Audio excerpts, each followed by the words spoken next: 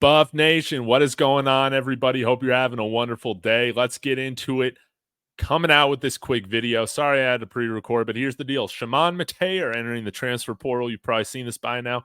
And man, this is the second year in a row that this has happened. Why is this becoming a theme? Can we get a tight end out of the transfer portal that wants to be here for more than 8 weeks? Is that too much to ask now? Is that too much to ask? But nonetheless, that is our reality. And I'm going to talk about where we go from here in just a minute. But y'all hit that like. Let me know your thoughts in the comments. Hit that subscribe as well. But here's the deal. I'm really excited about Chamon Metayer coming here. I thought he was going to be that tight end to solve our tight end issues.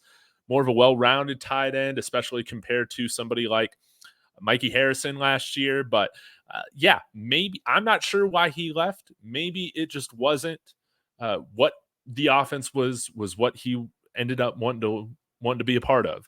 I still think that a tight end can be very productive in this offense, but I don't know if you're ever going to see a tight end be like the main focal point, just with the other receiving talent that we have at the wide receiver position and at the running back position. Okay. And so he hits the portal. Best of luck to him.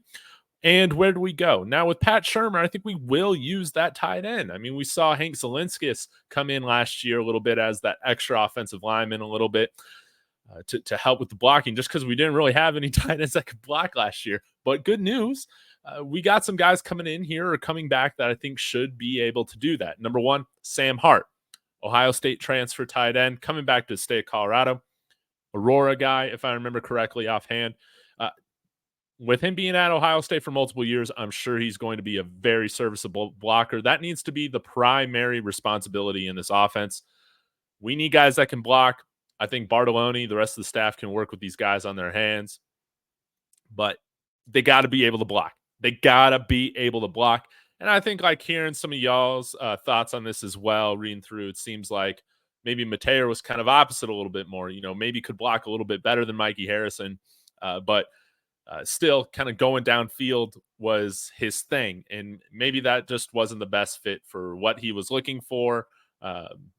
Probably wanting to do that a little bit more than how they had him in the offense, where in a Pat Shurmur offense, while you will be responsible for being motioned out wide, running some of these pick plays, pick routes, and different things like that, you got to be able to be a really good blocker to get on the field. So this is starting to become a theme now with two different tight end coaches, two different offensive coordinators. I'm just going to chalk this up to just bad luck twice. But I don't like that. This is something that we've had to deal with. Y'all let me know your thoughts on it. But hey, where do we go now? Again, Sam Hart coming in, Louis Passarello coming back. Hopefully he sticks around. We'll see what Savell Smalls and Morgan Pearson are able to do. And a guy that I want you guys to have an eye on, a JUCO tight end that we offered that we barely lost out to LSU. I feel like it was us, LSU, maybe Oregon was part of it, if I remember correctly. Connor Gilbreath. 6'6" tight end, 275 pounds, wants to eventually transition over to playing offensive tackle, but went to LSU last year, okay, as a JUCO guy, and got on the field. So I'm going to need to cut up some of his tape if we actually have some momentum with him. But y'all know I'm a big fan of the pancake machine himself, the walking pancake, Connor Gilbreath. So if you haven't seen my videos on him in the past, you know, go search him or whatever, but thought I could bring this up. I remember just watching his JUCO tape, and I'm like, okay, I'm about it. And he played 56 snaps in this role at LSU. Whoa, nope. There we go. If you guys didn't see that, let's start it over again. I mean, this guy's just a beast. And that's what you should be doing at the JUCO level, right? Taking guys off of their feet. And I could show you his PFF grades, kind of here when this concludes. But Connor Gilbreath, man, I love the way that he plays. You know, caught a little bit in JUCO, or in high school rather. I don't think he had a catch in JUCO. I could have been wrong, but man, I would love for us to reach back out, see if he's available. A guy that has multiple years of eligibility. I think he might have 3 more years available as well, or 2 more years available. That is so. man, I would absolutely love to have him here on the year at LSU. I'll read these to you. Overall grade 65.2, 66.2 run blocking, and 70.4 pass blocking as that inline tight end. So this is the perfect guy for us to help establish the run. You guys know that this needs to be a focus of just running more effectively. Y'all know we got to do that better as Buffs this year. And Connor Gilbreath can provide dependable blocking ability. Again, hitting the portal, and we still have a massive need at tight end. I don't know if there's anybody right now that has established themselves as being that guy, right? So, man, I would really love to see this. Again, if we end up bringing him in for a visit or offering him, I'll go through and find some of his LSU tape from this past year. But you can see, I mean, the man knows how to block. And I think that we're going to be running a lot of 10 personnel this year still. So that's 4 wide receivers, 1 running back. So 1 running back, 0 tight ends. That's kind of like the 10 stands for, right?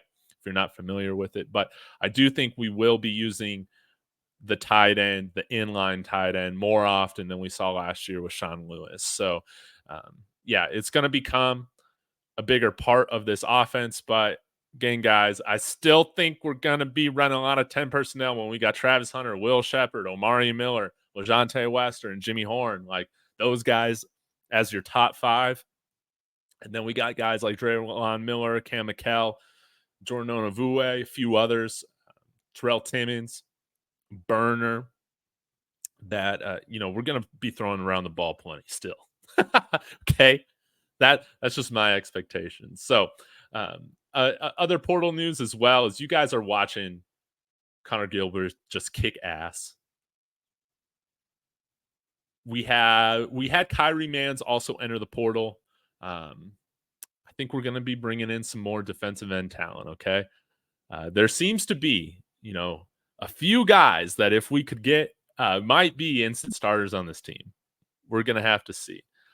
But I think that we're going to be able to get quality depth in this portal period. I think we're still churning over the majority of the guys that have entered the portal. I guess we're at 10 guys now. Imagine that, 10 guys. Probably,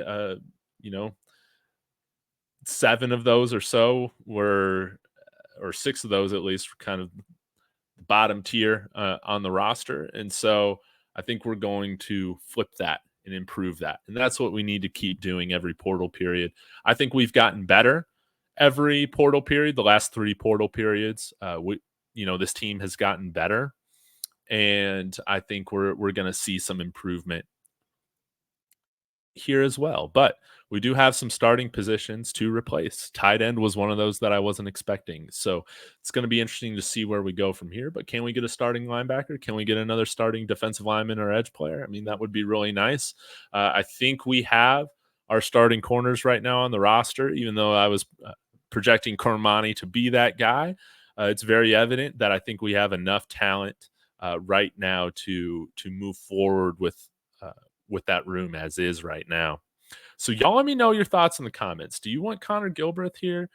Who else should we go after at tight end? You guys have had a lot of great suggestions for me for guys to check out. And I'll do a show tomorrow where we're kind of going through some of the potential targets or guys that you feel like that I feel like we should be looking at, that y'all feel like we should be looking at. So, hey, y'all see this?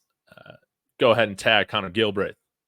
I want this guy back. I think he still follows me on Twitter, or at least his dad. We'll have to see. But y'all let me know your thoughts in the comments. Again, hope you guys are having a wonderful day. And as always, go Buffs.